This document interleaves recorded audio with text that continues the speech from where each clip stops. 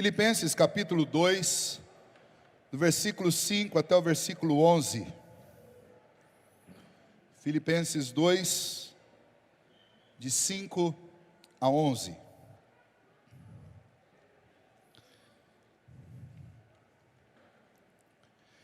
Tende em vós o mesmo sentimento que houve também em Cristo Jesus, pois ele, subsistindo em forma de Deus, não julgou como usurpação o ser igual a Deus, antes a si mesmo se esvaziou, assumindo a forma de servo, tornando-se em semelhança de homem, e reconhecido em figura humana. A si mesmo se humilhou, tornando-se obediente até a morte, e a morte de cruz, pelo que também Deus o exaltou sobremaneira, e lhe deu o nome que está acima de todo nome, para que ao nome de Jesus se dobre todo o joelho, no céu, na terra e debaixo da terra, e toda língua confesse que Jesus Cristo é Senhor, para a glória de Deus o Pai. Vamos mais uma vez orar e pedir a ajuda do Senhor para compreendermos sua palavra. Bondoso Deus, que o teu Espírito que habita em nós, ele ilumine o nosso interior e lance luz sobre a tua palavra, e que ele se una a ela e produza frutos transformadores no nosso coração nesta noite. É o que pedimos ao Senhor em nome de Jesus. Amém. Paulo, preso, escreve para a igreja de Filipos. E ele escreve, além de elogiar esta igreja e agradecê-la pelas ajudas que aquela igreja estava mandando para ele, ele também exorta aquela igreja para que aquela igreja viva uma vida que seja compatível com aquilo que eles acreditavam. Que eles não apenas falassem a respeito de Cristo, mas que eles imitassem a Cristo. Que eles não apenas usassem o nome de crentes, mas que eles tivessem a ética do reino de Deus. Paulo está fazendo isso como um pastor que ama a sua igreja, de longe da prisão, e está preocupado com o crescimento da igreja. E esse tom exortativo que Paulo assume do final do capítulo 1 e aqui neste capítulo 2, era principalmente porque havia lá na igreja de Filipos uma discórdia entre duas irmãs, né? Duas irmãs não estavam se entendendo muito bem lá, e Paulo, ele fala a respeito da unidade da igreja, a necessidade de vida em comunhão. E nós vimos sobre isso na semana passada, e falamos a respeito dos requisitos para uma comunhão real, uma unidade verdadeira, espiritual da igreja de Cristo Jesus. E para falar sobre isso, Paulo insistentemente vai usar o argumento da comparação com a vida que nós temos, a vida que Cristo nos apresentou e a necessidade nossa de imitá-lo. Para fazer isso, Paulo escreve aquilo que é considerado o mais belo tratado sobre a obra do Redentor, sua humilhação e sua exaltação nas cartas do apóstolo Paulo. Paulo faz literalmente uma poesia, algo profundo, impactante, ao contar o que Cristo fez por nós, para animar aquela igreja a repetir estas mesmas atitudes. Obviamente, o propósito é diferente. Cristo fez isso pela nossa redenção, pela nossa salvação, e nós fazemos isso por amor e gratidão a Ele, em imitação àquilo que Ele fez, servindo aos nossos irmãos. E para convencer a igreja a respeito dessa necessidade, é que Paulo escreve essas palavras. E ele introduz então essa história a respeito da humilhação e exaltação do Redentor, chamando os crentes, que ele tinha exortado a uma vida de comunhão, chamando-os para buscar os mesmos sentimentos que foram nutridos no coração do próprio Cristo e que o levaram a fazer o que ele fez. Por isso que esse versículo aí, eu disse na semana passada, é o centro desse capítulo. Tende em vós os mesmos sentimentos, o mesmo sentimento que houve também em Cristo Jesus. O apelo de Paulo vejam como Cristo nos ajudou, como Ele se envolveu conosco, como Ele nos amou, e o preço altíssimo que Ele pagou para fazer isso. Tendo este mesmo sentimento no coração de vocês, lá na frente, nós vamos ver a partir do verso 12, Paulo vai falar para esses irmãos: olha, então completem a minha alegria, de tal maneira que vocês vivam de forma compatível com isso que vocês aprenderam. Então obedeçam a Cristo Jesus, servindo uns aos outros como Ele nos serviu. Basicamente, é esse o contexto geral do que nós vamos ver aqui, nesse pedacinho da carta do apóstolo Paulo aos Filipenses. Lembra que essa carta tem essa forte ênfase fraternal, porque Paulo tinha uma amizade profunda por aquela igreja. Não era apenas um relacionamento pastoral, mas era um relacionamento de amor com aquela igreja. E ele responde, ou corresponde àquela igreja que estava preocupada com a sua situação. Ele corresponde dizendo: não, aqui vai tudo bem, mas eu estou preocupado como vocês estão aí, né? E aí eu apelo ao coração de vocês para que vocês busquem os mesmos sentimentos que estavam em Cristo Jesus, o mesmo sentimento que houve em Cristo Jesus. Muito bem, então nós vamos nessa noite basicamente olhar dois quadros que Paulo vai retratar: a humilhação do Redentor e a exaltação no nosso Redentor Jesus. Esse processo de humilhação e de exaltação, esse processo todo ele foi movido pelo sentimento de nos ajudar na nossa fraqueza, de nos ajudar no nosso estado de perdição. Então o próprio Cristo, Ele vem a este mundo para nos socorrer, Ele veio para nos ajudar. E Paulo quer então que aqueles crentes entendam isso. Se o próprio Criador do universo, se o próprio Deus, a segunda pessoa da Trindade, Ele se humilha para nos ajudar, por que vocês estão brigando uns com os outros? Qual motivo é grande e forte o suficiente para quebrar a comunhão de vocês? E é com essa pergunta em mente que nós temos que entrar nesse texto. Veja, o exemplo de Cristo é o exemplo de um Deus que foi ferido na sua santidade, foi desobedecido e foi zombado por séculos e continua sendo zombado. Mas a despeito disso, Ele teve um sentimento de amor e de vir em nosso socorro e nos ajudar. Nesta noite eu quero compartilhar isso com os irmãos, mas muito mais do que levá-los a raciocinar sobre o texto, eu gostaria que nessa noite, como o Bruno citou aqui na música, que nós buscássemos sentir. Enquanto eu vou falando aqui, você ore aí para que Deus fale ao seu coração, que você sinta Cristo. Porque eu tenho certeza que todos vocês já ouviram falar sobre perdão, já ouviram falar sobre a nossa necessidade de amar uns aos outros. Eu tenho certeza que vocês já ouviram muitos sermões sobre o exemplo que Cristo nos dá. E assim como aqueles 2 discípulos no caminho de Emaús, muita gente passa o dia inteiro ouvindo a palavra de Deus, mas o mais importante não acontece, eles não conseguem reconhecer quem fala com eles. O cristianismo tem sido taxado e tem sido recriminado por muitas pessoas como uma religião que veio criminalizar as pessoas, apontar seus erros, seus defeitos, seus pecados.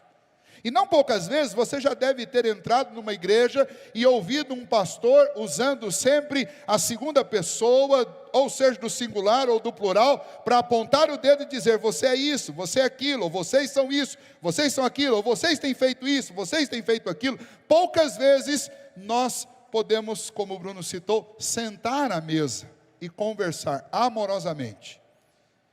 Encarar ou perceber na igreja esse mesmo sentimento de sentar à mesa, de poder compartilhar coisas da alma, e de poder nos acolher nos braços de Cristo Jesus. Eu tenho buscado do Senhor e tenho pedido para Ele intensamente, que a nossa igreja, ela seja assim, ela seja como uma família, e que a gente tenha muito mais tempo compartilhando a mesa do que tempos formais, como esses momentos aqui. Porque não adianta eu vir aqui para uma reunião formal se eu não trouxer o meu coração junto comigo. E às vezes é mais fácil levar o coração para ao redor da mesa do que para dentro de uma igreja física. As duas coisas são absolutamente necessárias.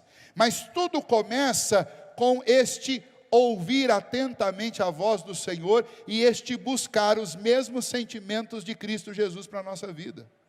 O Evangelho, ele flui quando ele não é apenas um discurso e quando ele é uma vida.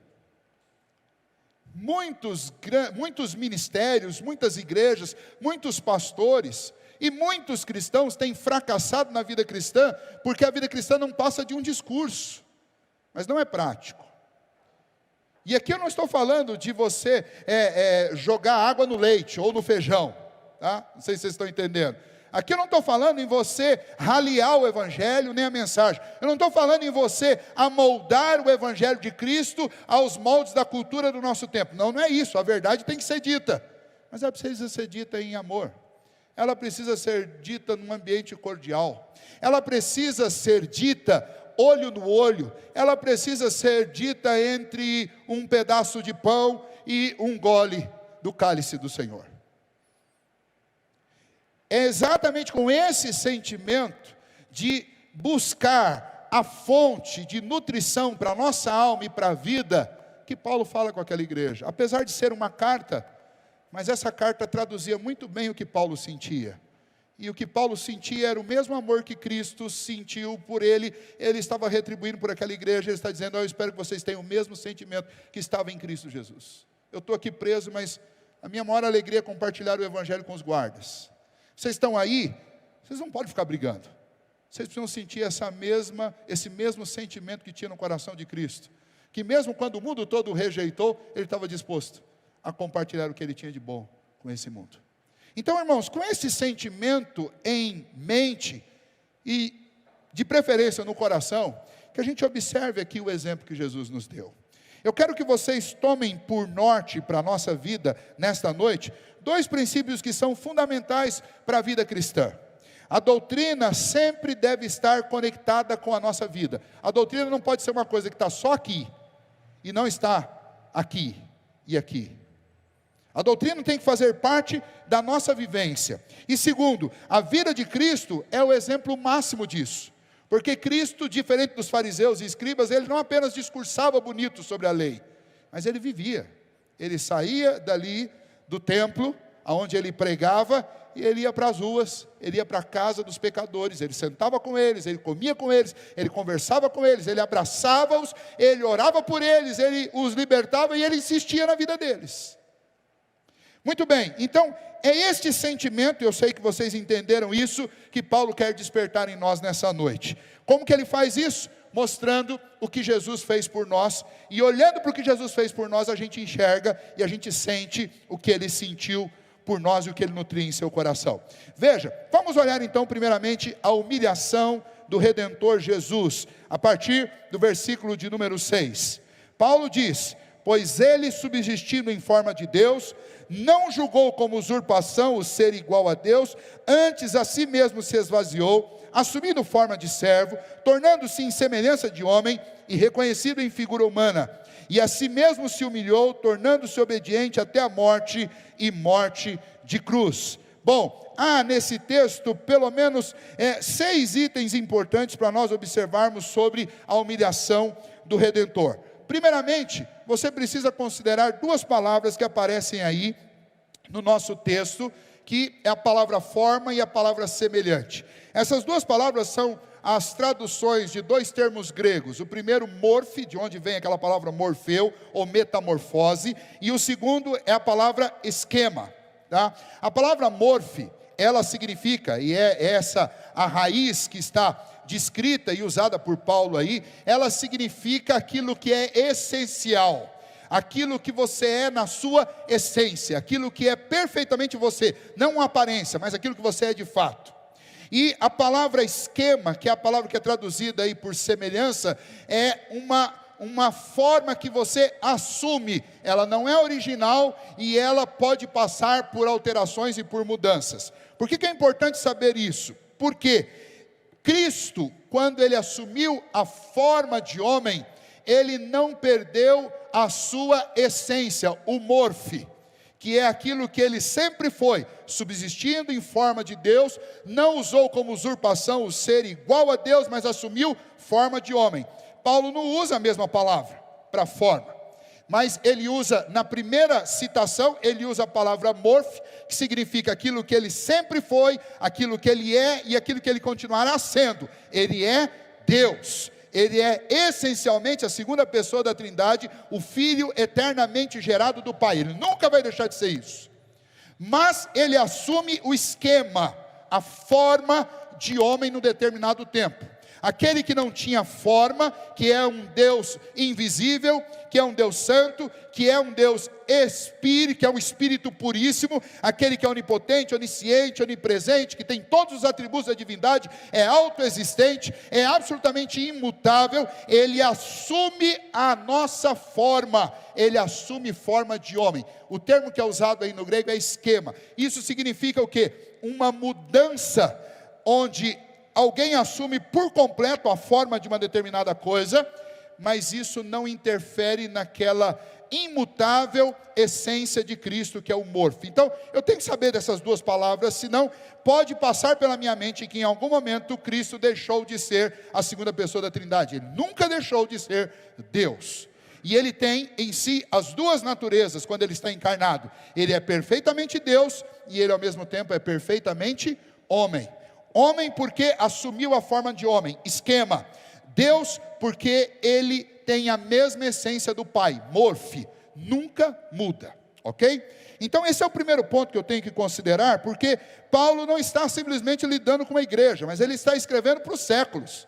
E lá no 3º e 4º século vão surgir heresias que diziam que o Senhor não assumiu forma de homem, que ele era um fantasma. Depois vão surgir uma outra heresia dizendo que ele nunca foi Deus, que ele era só homem. E então essas duas palavras aqui na carta aos Filipenses, elas fundamentam as duas coisas: a divindade perfeita de Cristo e a sua humanidade também perfeita. Homem e Deus ao mesmo tempo, perfeitamente homem e perfeitamente Deus. Muito bem, vencido aí esse esclarecimento, vejamos aquilo que Paulo fala sobre a humilhação do Redentor. Em primeiro lugar, essa humilhação, verso 6, diz que ela é voluntária. Quando ele diz, pois ele subsistindo em forma de Deus, sendo essencialmente Deus, não o julgou como usurpação o ser igual a Deus, ou seja, ele não fez caso por ser Deus, de abrir mão daquilo que ele tinha na sua divindade, daquele conforto que ele tinha no Espírito invisível e puríssimo, em que ele estava por toda a eternidade. Ele voluntariamente decidiu encarnar-se, tomar forma de homem, e viver esta vida no mundo caído. Não como um homem caído, porque ele não comete pecado, mas ele vem viver na condição desses homens. Então, o que acontece aqui é que ele renuncia aquele status que ele tem, e ele voluntariamente abre mão dos seus direitos como um ser divino e eterno que ele é.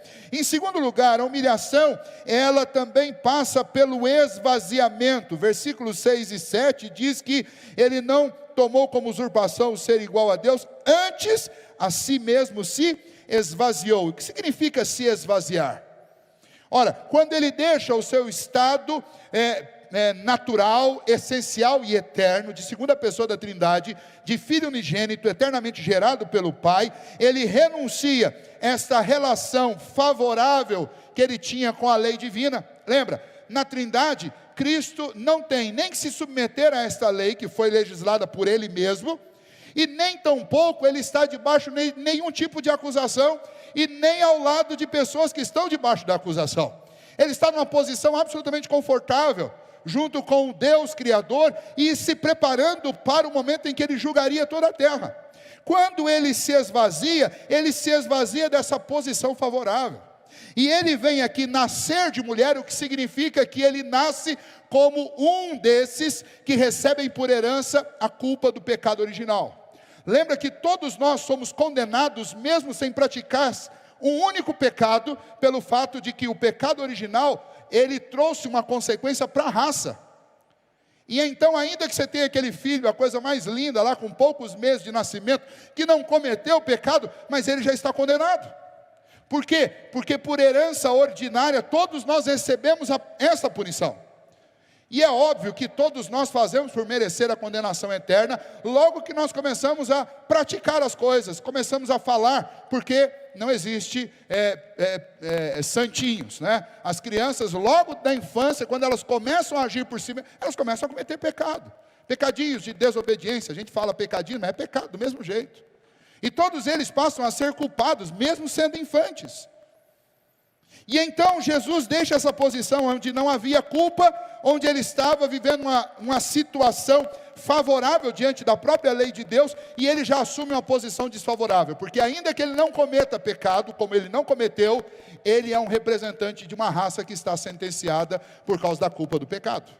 Segundo, quando ele se esvaziou, significa que ele renunciou às riquezas da glória de Deus. Veja, 2 Coríntios capítulo 8, versículo 9, diz que sendo rico se fez pobre por amor de vocês, para que por sua pobreza se tornassem ricos. Ou seja, Paulo está dizendo, este mesmo Senhor que se fez pecado em nosso lugar, que levou sobre si a nossa culpa, ele também era rico, com as insondáveis riquezas de Deus, e ele se esvaziou dessa riqueza que ele tinha na eternidade, no céu, e se fez pobre para que nós fôssemos feitos ricos. Ele se esvaziou também, significa que ele renunciou à glória celestial. Quando nós lemos no Novo Testamento, por exemplo, o Evangelho de João, capítulo 17, a própria oração do Senhor Jesus no capítulo 5, Jesus pede ao Pai, quando ele está prestes a ser crucificado, ele diz assim, e agora, Pai, glorifica-me contigo mesmo, com a glória que eu tive junto de ti, antes que houvesse mundo. Ou seja, ele era glorificado no céu pelos anjos, querubins e serafins, eles davam glórias a Cristo, chamavam de santo, santo, santo ao Senhor. Mas quando ele assumiu esta missão, quando ele voluntariamente deixou a glória do céu, e ele veio a este mundo, ele se esvaziou da glória celeste. E ele deixou o lugar onde ele era glorificado o tempo todo, sem cessar, pelos querubins, serafins e todos os seres celestiais, os seres viventes, e ele veio a uma terra que sequer o recebeu, e ele foi nascer numa estrebaria, humilde, completamente esvaziado de sua glória, de suas riquezas e de sua condição favorável à lei. Além disso, se esvaziar significa também que ele renunciou o livre exercício da sua autoridade. Ele é o Senhor dos senhores, ele é o Rei dos reis, ele é o Senhor dos exércitos. Quando nós lemos o Evangelho de João, capítulo 1, João descreve que quem estava criando o mundo, lá em Gênesis 1, era o próprio Cristo. Porque João diz, no princípio era o verbo, e o verbo era Deus, e o verbo estava com Deus. Tudo que foi feito por meio dele, e sem ele, nada do que foi feito se fez. Ou seja, quem é a pessoa da Trindade que criou todas as coisas lá no princípio? É o próprio Cristo. E então Jesus tem autoridade sobre todas as coisas que ele fez e sobre todas as coisas que ele criou, mas momentaneamente ele se esvazia de tudo isso, da sua riqueza, da sua condição favorável perante a lei, ele se esvazia da sua glória e ele se esvazia da sua autoridade. Ele nasce entre os homens como um qualquer. Os seus pais têm que fugir durante 2 anos para o Egito para não serem mortos por Herodes. E depois ele volta para Nazaré e é criado na pequena vila de Nazaré, menor do que Tarumã, pequenininho, inexpressiva cidade de Nazaré. E é lá que ele vive até os 30 anos de idade. E de lá ele sai para exercer um ministério, onde ele mesmo declara que o Filho do Homem não tinha onde reclinar a sua cabeça. Assistido por um grupo de mulheres que se preocupavam com a alimentação dos discípulos, mas nem sempre elas estavam por perto, e algumas vezes ele teve que multiplicar pães e peixes para os seus discípulos comerem e para ele poder se alimentar. Para pagar impostos ele tinha que mandar os seus discípulos pescarem um peixe, e dentro daquele peixe havia uma moeda de imposto, e ele diz, dai a César o que é de César e a Deus o que é de Deus. Essa é a humilhação do Redentor, ele se esvaziou de tudo, para vir aqui nos ajudar. Em terceiro lugar, ele não apenas se esvaziou, mas ele também se fez servo, ele serviu. O texto diz, assumiu, vejam lá, verso de número 7, a si mesmo se esvaziou, assumindo forma de servo. E forma aqui, novamente, lembre, é esquema. assumindo forma de servo. O que significa que o Criador do universo, que deveria ser servido por todos, ele assume a posição daquele que serve. Ele veio para nos ajudar, ele não veio para ser servido. Ele veio para nos ajudar. E lembra que cada uma dessas humilhações que Paulo vai citando, às quais Cristo se submeteu, é um soco no estômago de cada um de nós. É um soco no estômago daquela igreja e daqueles irmãos que estavam brigando entre si. Por quê? Por que eles brigavam? Por que a gente briga? Normalmente a gente briga porque a gente quer ser servido e não quer servir. Normalmente a gente briga porque a gente não quer se esvaziar. A gente não quer se esvaziar dos nossos direitos, e aí a gente diz assim, mas é meu direito. A gente não quer se esvaziar das minhas riquezas, e a gente diz assim, mas isso é meu, e ele tirou o que é meu, e tem que devolver. A gente não quer se esvaziar da glória, e diz, mas fui eu que fiz, e ele que levou o mérito. E cada um desses esvaziamentos de Cristo nos chama a atenção aos sentimentos que existiam em Cristo Jesus, que houve em Cristo Jesus, e que Paulo diz, deve haver no nosso coração também. Cristo tinha muito mais, infinitamente mais a perder do que qualquer um de nós aqui, e ele não fez caso de ser igual a Deus, mas ele se submeteu a essa condição de humilhação para nos salvar, para vir aqui nos ajudar. Quem somos nós para ficarmos colocando regras sobre Deus? Quem somos nós para ficarmos colocando regras sobre os outros? Quem somos nós para nos colocarmos como a régua de medir o mundo? Jesus nos chamou para sermos seus imitadores. Ele se esvaziou e ele assumiu a forma de servo. Em quarto lugar, ele se tornou semelhante aos homens. Imagine o Criador do universo, o Deus infinito, ele se encapsulou num homem, e se fez homem. A gente não consegue nem imaginar o que é isso, porque a gente tem uma dificuldade com a nossa mente finita de imaginar algo infinito. A gente tem dificuldade de entender o que é eterno. A gente faz de conta que a gente entende, mas entender mesmo a gente não entende. E o Senhor, que é infinito, e é nele que todas as coisas existem e subsistem, ele se diminuiu a tal ponto de tomar forma de homem. Ele se fez um de nós. E Paulo cita por último, que ele se entregou, ele morreu, ele se tornou tão obediente, ele se colocou numa situação de tamanha humilhação, que ele foi reconhecido em figura humana e se humilhou, tornando-se obediente até a morte e morte de cruz. Ou seja, Cristo se sacrificou em nosso lugar, obedecendo a lei que ele nunca transgrediu e que não devia nada a ela, mas ele assumiu o meu lugar na obediência a essa lei. Lá em Hebreus diz que ele aprendeu a obediência pelas coisas que sofreu, ou seja, ele nunca foi desobediente, mas ele foi submetido a um sistema daqueles que são desobedientes. Deus concede a lei para colocar limites a um homem que não obedece, e Cristo vem e se submete a essa lei, mesmo sem nunca ter desobedecido. Cristo vem e se humilha, colocando-se no nosso posto, e isso levou inclusive para a cruz do Calvário, onde ele assumiu a dívida que era minha. E morrer na cruz significa fisicamente pelo menos 3 coisas. Morrer na cruz significa uma morte dolorosíssima. Alguns comentaristas e alguns historiadores, falando sobre a morte de crucificação, eles dizem que ser crucificado é como morrer 1000 vezes, porque até que a pessoa realmente expire na cruz, ela morre muitas vezes de dor, pelas dores excruciantes que as pessoas sentem. Uma das coisas que me assustou lendo esse comentário dele é sobre as cãibras.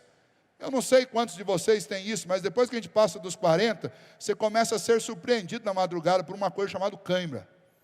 Para quem não fez 40, você não sabe o que é isso ainda, então espera. Não estou querendo, não desejo isso para você, mas você vai descobrir, é inevitável. E é nessa hora que é bom ser casado, porque a única pessoa que pode socorrer nessa hora é a sua companheira, é o seu companheiro. A pessoa crucificada tem cãibras nas pernas e ela não tem como sair da posição da cãibra. E aí só de imaginar isso, porque as dores de câimbra não são dores assim que você convive com ela, que você suporta, são dores insuportáveis, não tem, é um desespero total. E Cristo e todas as pessoas que são colocadas numa posição de crucificação, elas sentem dores excruciantes de todo tipo que você puder imaginar. E aí a melhor maneira que os autores encontraram para descrever é que a cruz significa 1000 mortes para uma pessoa. Quando você coloca alguém na cruz, é para que ela sinta a dor da morte pelo menos 1000 vezes antes de fechar os olhos. Além disso, a morte de cruz é uma morte ultrajante, ou seja, era a maneira que o Império Romano punia os piores, dos piores, de todos os piores criminosos da época. Ser colocado numa cruz, não era simplesmente uma sentença de morte, era uma lição para que o mundo visse o que o império fazia com gente daquele tipo. Então era ultrajante. Além de todo o sofrimento que essa pessoa passava antes de ser crucificada, ela tinha que pegar aquela própria cruz onde ela seria pregada, carregar até o Monte da Caveira, o Gólgota, e nessa caminhada era surrado, era cuspido pelas pessoas, era esbofeteado, era espancado, e quando chegava lá, suas vestes eram retiradas, para que não houvesse nenhuma cobertura da sua vergonha e do seu estado, naquele lugar onde ela haveria de sofrer. E o texto diz que depois que crucificaram Jesus, lançaram sorte sobre as suas vestes. E ainda havia gente que gritava contra ele e blasfemava. E ele orava: Pai, perdoa-lhes, porque eles não sabem o que eles estão fazendo. Eu vim ajudá-los. Aí eles estão me crucificando, mas eu sei que isso faz parte do plano do Senhor. Não perdoa essa gente. Esse é o sentimento que estava em Cristo. Deixa eu te perguntar uma coisa. Com certeza ninguém nunca te pôs numa cruz. E por que a gente briga com as pessoas? E por que a gente acha que a gente tem motivo para abrir mão da convivência de alguém, para brigar com alguém, para não querer mais conversar com alguém, para nutrir uma inimizade com alguém? Se o próprio Cristo, morrendo 1000 vezes, orou ao Pai, dizendo: Pai, perdoa-lhes, porque eles não têm consciência do que eles estão fazendo. Jesus Cristo se humilhou até ao ponto de se sacrificar por nós. E isso significa uma morte dolorosíssima, morrer 1000 vezes. Isso é ultrajante e isso é maldito. Porque a própria Bíblia diz: maldito é aquele que é pendurado no madeiro. Não era apenas um castigo cruel, uma lição para o mundo. Era algo que era feito por alguém que o mundo amaldiçoava. E foi nessa condição que Jesus foi colocado. Isso é resumidamente, mas muito resumidamente, a humilhação do Redentor. Eu faço uma sugestão para vocês, insisto nisso. Se você quiser ler e entender a gravidade daquilo que Cristo fez por nós em termos de humilhação, você deve adquirir um livro do Dr. Heber de Campos, que tem esse título: A Humilhação do Redentor. São esses 4 versículos aqui, e deve ter mais ou menos umas 600 páginas. Mas a gente não pode gastar muito tempo aqui. Mas são esses 4 versículos aqui. Vamos falar um pouquinho sobre a exaltação do Redentor. A partir do versículo seguinte, o versículo de número 8, quando termina, aliás, o versículo de número 8, verso 9, o apóstolo Paulo diz: pelo que também Deus o exaltou sobremaneira, e lhe deu um nome que está acima de todo o nome, para que ao nome de Jesus se dobre todo o joelho no céu e na terra, e debaixo da terra, e toda língua confesse que Jesus Cristo é o Senhor, para a glória de Deus Pai. Quando Paulo vai falar sobre a humilhação de Cristo, ele fala a respeito de algo que Cristo voluntariamente fez. Quando ele vai falar sobre a exaltação de Cristo, ele vai falar de algo que alguém fez por Cristo. Foi o Pai que o exaltou. E só aí nós já temos uma lição preciosa para a nossa vida, que já foi dita lá no livro de Provérbios, né? Quando for para te elogiar, que outra boca faça isso e não a sua. A Bíblia deixa muito claro para nós que os humilhados serão exaltados, mas não são eles que se exaltam. Eles serão exaltados. Eles estão na posição passiva. Alguém faz isso por eles. E aqui novamente nós temos Paulo nos chamando ao mesmo sentimento que havia em Cristo Jesus. Cristo Jesus não se auto-exaltou, mas foi o Pai que fez isso por ele. E muitas vezes nós erramos na comunhão dentro da igreja e nas nossas famílias e nos nossos círculos de amizade, porque ao invés de queremos servir uns aos outros, nós queremos ser exaltados, nós queremos ser servidos, nós queremos glória. E isso é a contramão do que Cristo fez. Veja como o Pai o exaltou em 5 destaques especiais que eu separei para vocês. Em primeiro lugar, a exaltação de Cristo é uma obra perfeitamente realizada pelo próprio Deus. O Pai o exaltou. Em segundo lugar, a exaltação de Cristo é uma exaltação incomparável. Nada de igual aconteceu na história e nada semelhante vai acontecer. O texto diz, pelo que também Deus o exaltou sobremaneira, ou seja, ninguém nunca foi exaltado dessa maneira e nem será. E lhe deu um nome que está acima de todo o nome. Jesus Cristo foi reconhecido como o Senhor dos senhores. Essa palavra Senhor, que é traduzida do grego Kyrios, é uma palavra que tem uma história interessante. Esse termo Kyrios, ele começou a ser utilizado pelos escravos para se remeterem aos seus donos, aos seus patrões. Eles os chamavam de Kyrios. Depois, essa palavra, ela alçou um patamar mais importante. Os imperadores tomaram essa palavra para si, e então eles exigiam de todos que estavam dentro do império, que eles fossem chamados de Kyrios. Ou seja, os senhores donos da nossa vida. E quem estava dentro daqueles impérios, babilônico, império grego, o império romano, todos eles tinham que ter essa conduta em relação ao imperador. Quando alguma coisa os remetia, os chamava para uma situação, um encontro, onde alguém que representava o imperador, ou o próprio imperador tivesse, era necessário esse culto ao imperador, reconhecendo o seu senhorio, a sua divindade sobre a vida deles. Ou seja, de simplesmente patrão, a palavra Kyrios passou a ser usada, a ser dado como um título de senhorio, de atributo de divindade para alguém que tinha muito poder. Depois esse título passou a ser usado para os deuses dos panteões, a começar pelos deuses da mitologia grega, e depois nos próprios panteões de Atenas, debaixo do Império Romano, os ídolos daquela época eram considerados Kyrios. E quando Paulo aqui escreve e fala a respeito dessa exaltação que Deus fez com o Senhor Jesus, quando fala que lhe deu um nome que está acima de todo nome, significa isso, que ele o pôs como Senhor. Jesus Cristo é o Senhor, é o Kyrios sobre toda a terra. E diante dele todo joelho se dobrará e toda língua terá que confessar que ele é o Kyrios, o Senhor. Ou seja, o Pai o exaltou de uma maneira singular, o Pai o exaltou de uma forma incomparável, e essa exaltação de Cristo é uma exaltação que exige rendição dos outros. É o próximo item que Paulo coloca, no verso 10. Para que ao nome de Jesus se dobre todo o joelho, nos céus, na terra e debaixo da terra. Ou seja, essa exaltação, ela não pode ser ignorada. E os homens que a ignoram hoje, eles cometem um ledo engano, porque mais cedo ou mais tarde, eles terão que se dobrar. Eu disse, estava estudando com vocês hoje de manhã a respeito dos últimos dias.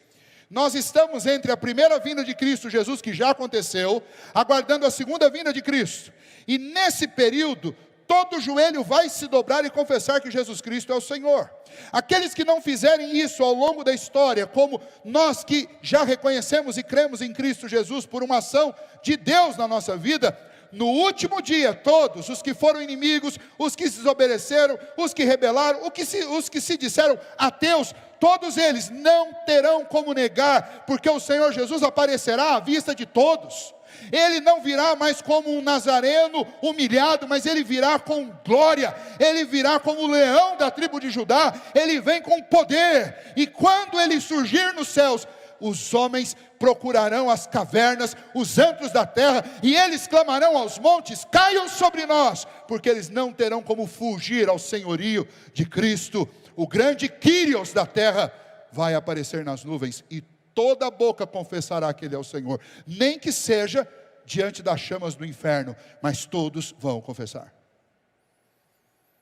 Por quê? Porque o Pai o exaltou. Aquilo que os homens nunca foram capazes de fazer, e aquilo que Cristo, por sua humildade, não fez, o Pai fará naquele dia. E por último, a exaltação do Redentor é uma exaltação proclamada universalmente. Todos ouvirão e todos saberão e todos contemplarão. E aí você pergunta, mas qual o propósito de Deus com a exaltação do Redentor? O propósito é que todos, em todo o universo, reconheçam que Ele é o Quírios. O propósito é que o Pai seja glorificado quando todos entenderem o que o seu Filho fez. Quando todos conseguirem olhar o quadro inteiro e ver a obra que o Pai realizou. Então toda língua que confessará que Jesus Cristo é o Senhor, e todos glorificarão e agradecerão ao Pai pelo que o Pai fez.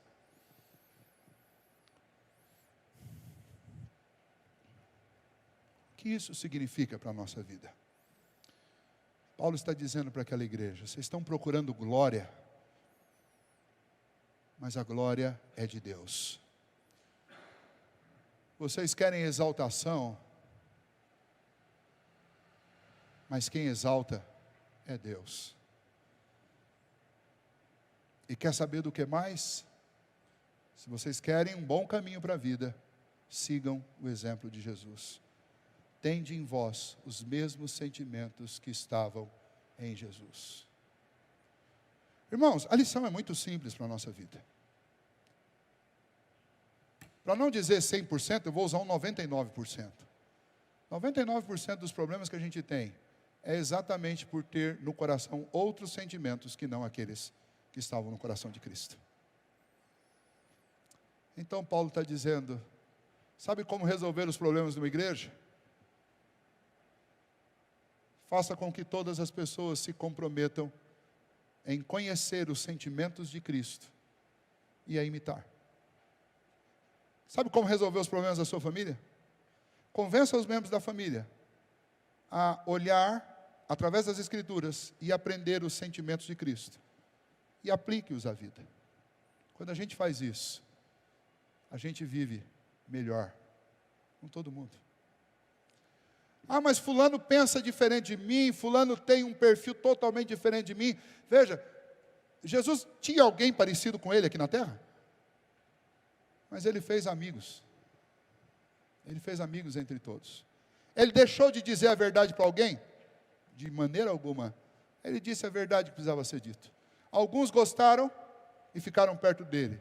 Alguns não gostaram e tentaram matá-lo, e mataram. Mas ele não mudou o que ele sentia. Ele os amou e os amou até o fim. João 13 diz que Jesus amou os seus discípulos, sem fazer distinção ali de Judas. Diz que Jesus os amou e os amou até o fim. O que vai acontecer com o coração das pessoas que estão próximas de nós, isso daí é departamento de Deus e do Espírito Santo. Agora, o que é nosso departamento? Nosso departamento é tratá-las com o mesmo sentimento que Cristo trataria se Ele estivesse no nosso lugar. É por isso que Mark Swindoll escreveu um livro que tem por título, Em Seus Passos, o que faria Jesus. Basicamente, é exatamente o que Paulo está dizendo. Gente, Cristo ressuscitou, mas Ele nos deixou aqui no lugar dEle, para fazer a obra dEle, e a missão dEle. E essa missão, ela demanda sentir. Ela não demanda só conhecer teologia. Ela não demanda só conhecer doutrina. Ela não demanda ter um histórico de 20, 30 anos na igreja. Ela não demanda só saber cantar ou só tocar instrumento. Ela não demanda ser um presbítero. Ela não demanda ser um diácono. Ela demanda ter os mesmos sentimentos que estavam em Cristo Jesus. Se nós conseguirmos, pela graça de Deus, nutrir esses sentimentos no nosso coração, nós vamos viver melhor uns com os outros. E o mundo vai enxergar o Evangelho, não apenas ouvir dos nossos lábios, mas o mundo vai enxergar o Evangelho na nossa vida. Aquilo que o Bruno falou. O que adianta eu preparar uma mesa para receber só as pessoas que eu curto? e só as pessoas que me curtem.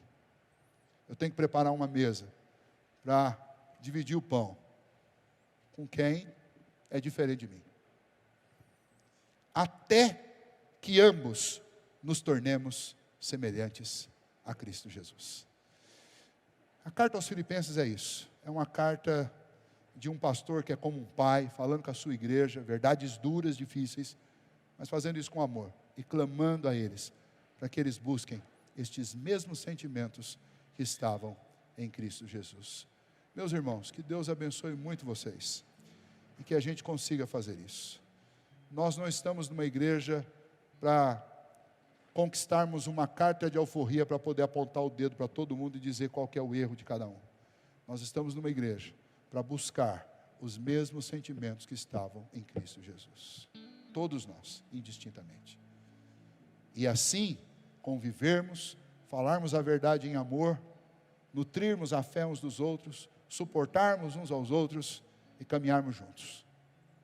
E isso demanda que o nosso coração esteja cheio do Espírito de Deus e cheio de Cristo Jesus. Que Ele nos ajude a viver assim e que Deus abençoe vocês. Vamos ficar em pé e nós vamos cantar. Qual música que você escolheu aí, Bruno? Vamos cantar esta canção e depois nós vamos orar juntos.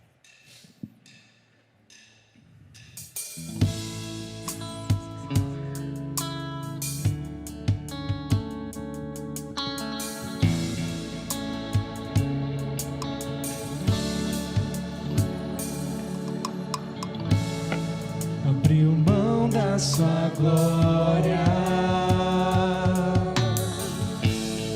semelhante a um homem, se esvaziou, servo tornou, e a si mesmo se humilhou,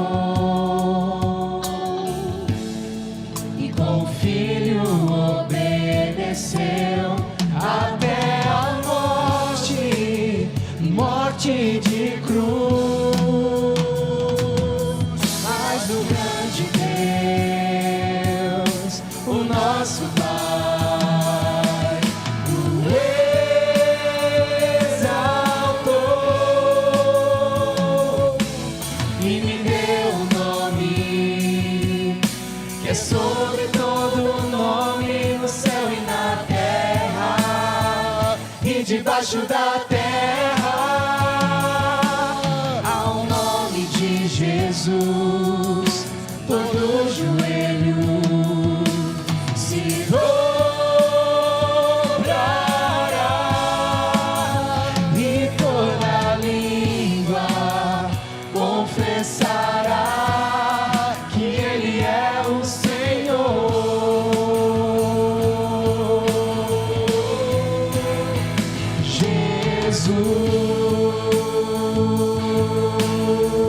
Jesus, nome sobre todo nome, nome sobre todo nome.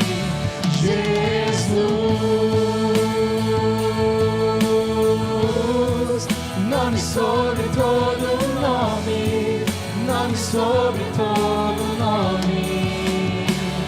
Seu nome é maravilhoso, conselheiro, Deus forte, Pai da eternidade e príncipe da paz. Seu nome é maravilhoso, conselheiro, Deus forte, Pai da eternidade e príncipe da paz.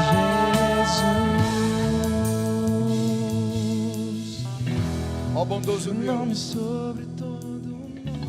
nós clamamos ao Senhor nesta noite, que o Senhor produza no coração de cada um de nós, pelo Teu Espírito, aqueles mesmos sentimentos que estavam no coração do Teu Filho, quando Ele veio a este mundo e se humilhou para nos salvar.